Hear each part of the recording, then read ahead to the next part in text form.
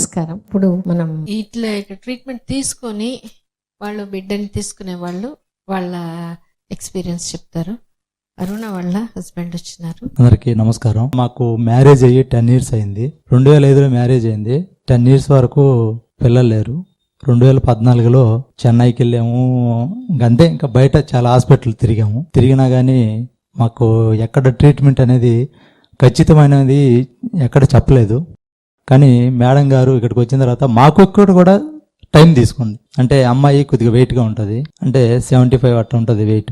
సరే, wait irregular periods నార్మల్గానే రావట్లేదు. ఇప్పుడు ఒక 6 months వచ్చాము. 6th month తర్వాత మేడం గారు ఒక మాట చెప్పారు, పెరుగు తోడు వేసున్నాం నీకు, పెరుగు అయ్యేదానికి పాల్లో తోడు వేసున్నాం మీకు. కానీ నేను చెప్పబోయే మాట ఈరోజు మీకు ఈ మాట చెప్పాలనిపిస్తుంది అని చెప్పి మేడం గారు చెప్పిన తర్వాత మాకు అసలు సంతోషం కాదు. సో అంటే మనకు ప్రెగ్నెన్సీ వస్తుంది రాదు అనేదానికి మనం ఎదురు చూడకూడదు అనమాట. ఆటోమేటికలీ అదే మనం ఎదురు చూడకుండా ఉంటే ఆటోమేటికలీ మనకు అన్ని సక్సెస్ అవుతా వచ్చేదనమాట. ఇంకా 6 months నుంచి మేడం గారు ఇంకా ఇట్లాగే మామూలుగా మన తినే ఆహార నియమాలన్నీ చెప్పారనమాట.